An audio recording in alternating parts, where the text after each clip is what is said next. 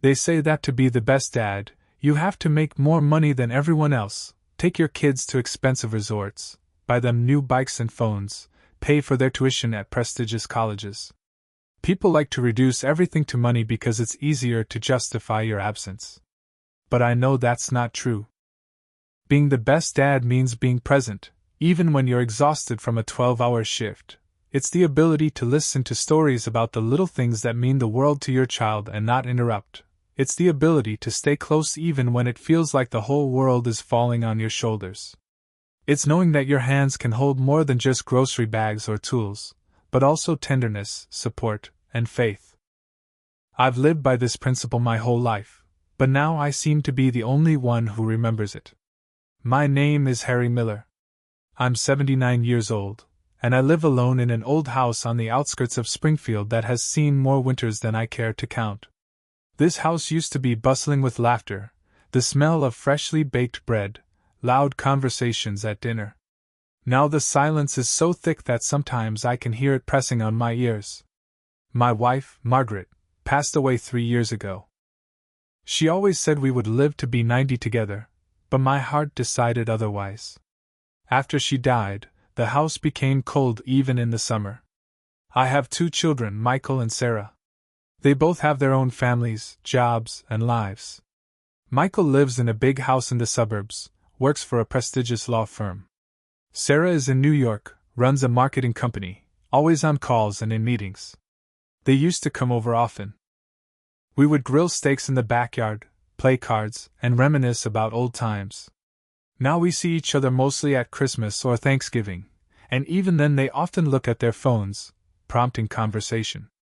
I don't blame them, they have their own hustle and bustle, but the emptiness it leaves in me grows bigger every day. My health, of course, isn't the same. My heart skips a beat sometimes, my legs ache in the cold.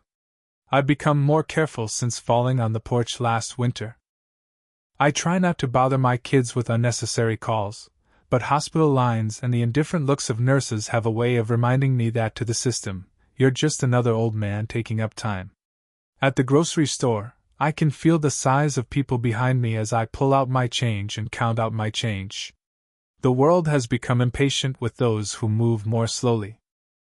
Recently, I tried to tell Michael a story from my youth, about how his mother and I almost missed his birth because I was fixing our old truck right in the middle of the road. He listened for the first 10 seconds, then said, "Dad, let's do it another time. I have a meeting in a few minutes." And another time never came. It's even harder with the grandchildren. Jake, Michael's oldest son, is already a teenager and talks to me as if I were a museum piece. His brother and sister are always on their phones. If I ask how they're doing, they answer with one word: fine. And then they hide behind their screens again. I'm not angry, but I feel how a wall grows between us, and I don't know if I can tear it down. I've always believed that family is not just blood, but also memory. That we hold on to each other, because without it there is no point in holidays or everyday life. But now I feel that my past, all those stories and lessons that I could pass on, are of no interest to anyone. Maybe I really am a remnant of another era, who no longer fits into this new, fast and noisy world. Sometimes I think that life is like an old photo album. While you leaf through it, the pages stick together, but as soon as you close it, it starts gathering dust on the shelf, forgotten by everyone except you. My past has not yet gathered dust in my memory, but it seems to have lost its meaning for others. And in vain. There were many moments in it for which I would be ready to live again. I remember what I was like at 20. Strong, stubborn, and a little naive. In 1968, I worked as a mechanic in a small workshop near a military base. My hands were always greased, but I was proud of it. It was my pride, my profession, my ability to give things a second life. It was there, near the old Chevy, that I first saw Margaret. She came to pick up her father's car, and I, in a dirty shirt, with the key in my hands, could not take my eyes off her. She laughed, and that laugh became my favorite tune ever since. We got married 2 years later. The first house we bought was small, with a leaky roof and creaky floors. But it was our home, and we fixed every corner ourselves. I worked 12-hour days to earn money for new furniture, and Margaret, in between caring for Michael and then Sarah, planted flowers under the windows.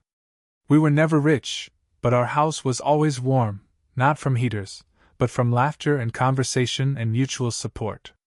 I remember Michael taking his first steps. I came home tired after a hard day, but as soon as I saw him tentatively walking toward me, I forgot everything. I picked him up, and he, small, touched my cheek with his cookie-sticky fingers. I thought to myself, this is what I live for. And it always was. Every success of my children was my success, every problem of theirs was my problem. I didn't work just for the money. I wanted them to see that a man wasn't just someone who brought in a paycheck, but someone who was always there.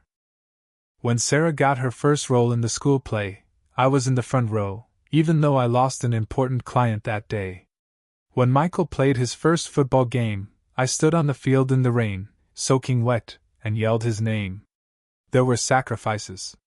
More than once, Margaret and I denied ourselves vacations to pay for Sarah's music school or Michael's college prep courses. I put off fixing my own car so I could buy him a new bike. Margaret and I laughed about our dreams being put off for later, but at the time, we believed that later would definitely come.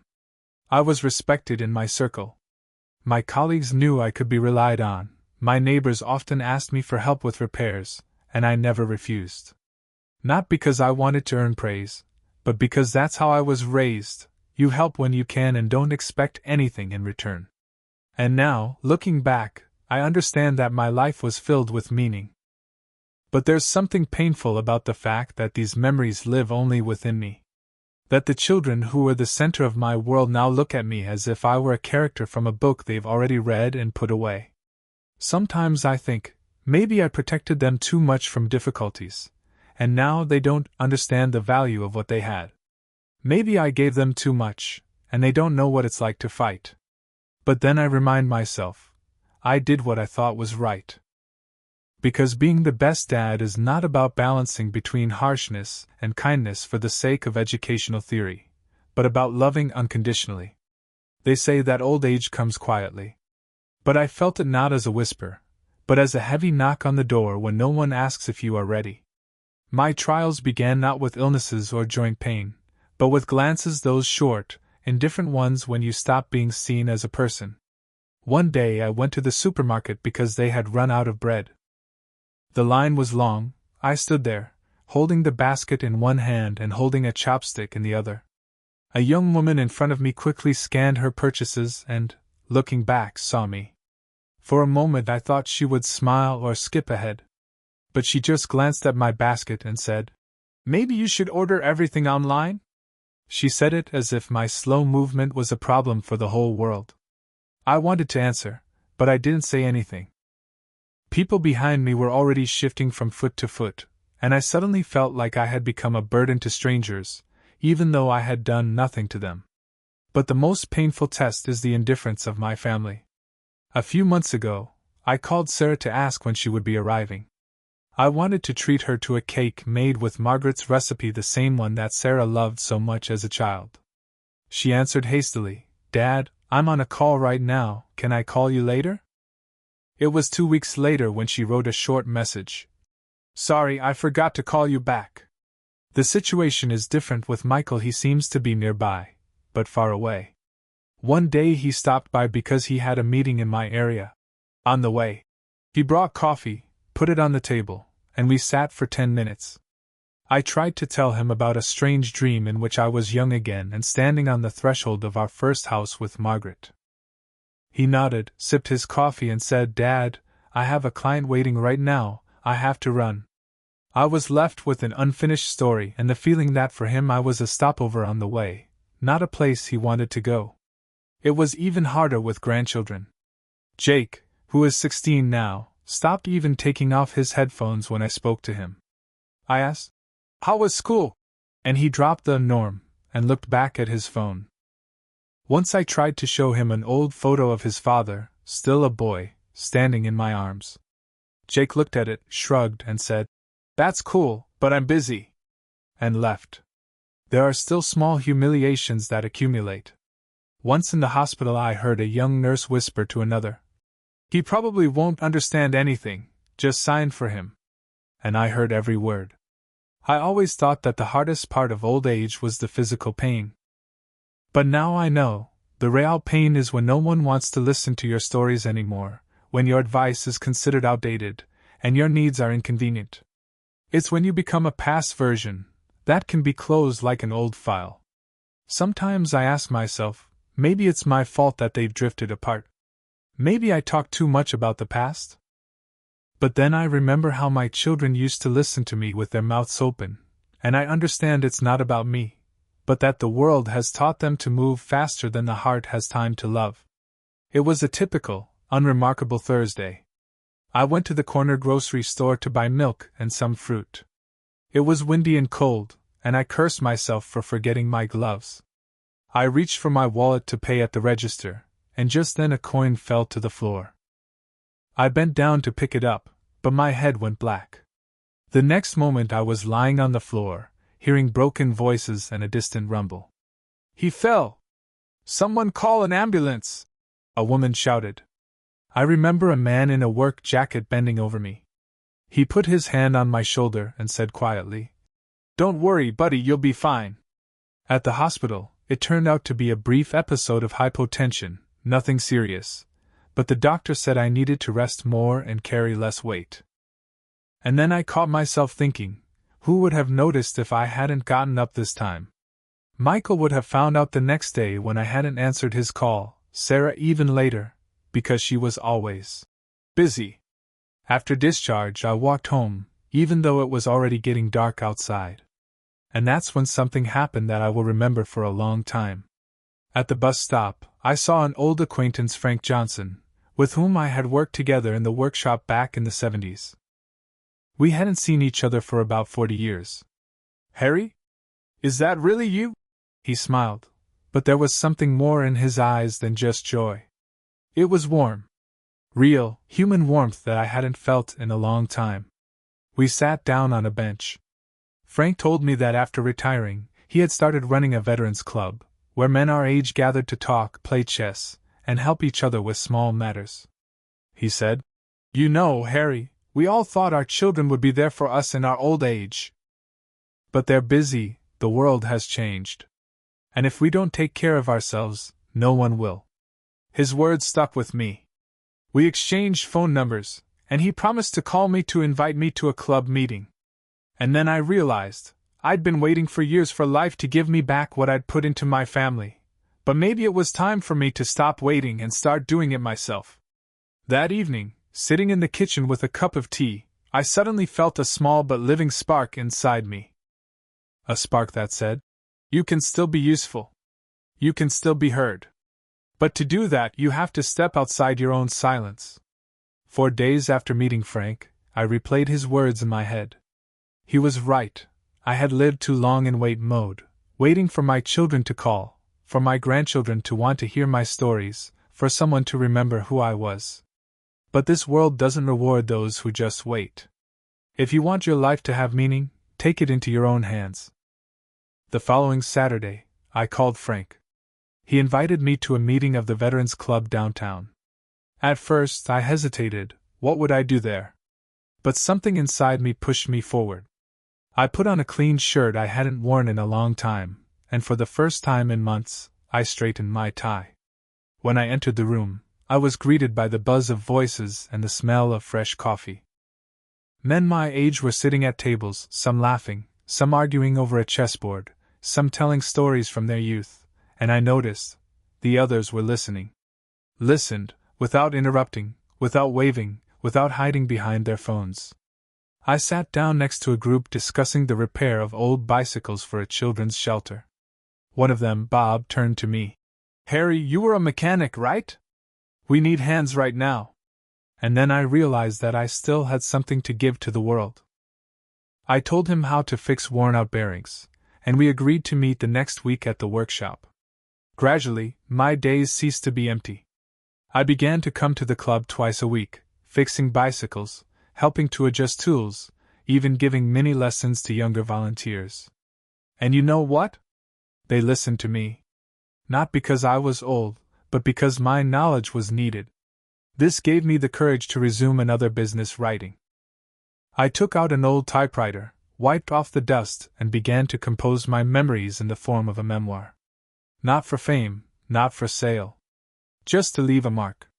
So that my children and grandchildren, if they ever get curious, can read and understand who I was, what I went through, how much I loved them. One evening I called Michael and Sarah and invited them to Sunday dinner. I said I wanted to show them something important. They came with their grandchildren, a little surprised by my energy. I led them to the garage, where dozens of repaired bicycles were standing. I told them that these bicycles would go to children who had never had their own. And for the first time in a long time, I saw something more than a polite smile in their eyes. "Dad, this is incredible," Sarah said quietly. "I'm proud of you," Michael added. Those words were like a breath of fresh air for me. I realized that you don't have to wait for recognition, you have to do what you love, and it will come to you. Sitting now in my old chair by the window, I look out at the yard, where the kids from the club are racing around on those bicycles that the boys and I repaired. Their laughter comes through here like music from my youth. And I think, maybe I didn't change the world, but I changed someone's day. And sometimes that's enough. I've realized one important thing: being the best dad is not about always being a hero in the eyes of others. It's about remaining a support even when your children no longer hold your hand. It's about being willing to love without expiration dates, without conditions, and without expectations. The world changes faster than we can adapt to it. Children grow up, their priorities change, and if you hold on only to what was, you will break. But if you find the strength to open yourself up to the new, you will see that even in old age you can live no worse than in youth. I no longer sit around waiting for a call to feel needed. I create the moments when I am needed. I share experiences, help, listen to others, and learn to listen to myself. And you know what's interesting? As soon as I stopped waiting for love, it started to return. The children now come over more often, the grandchildren started asking questions about my youth, and we even agreed to write a few chapters of my memoir together.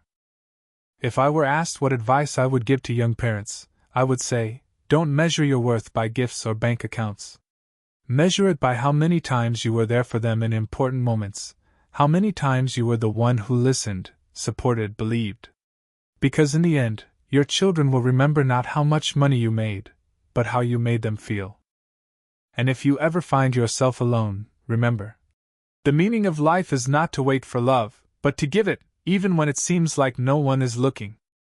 Subscribe and like. And tell your friends about this video.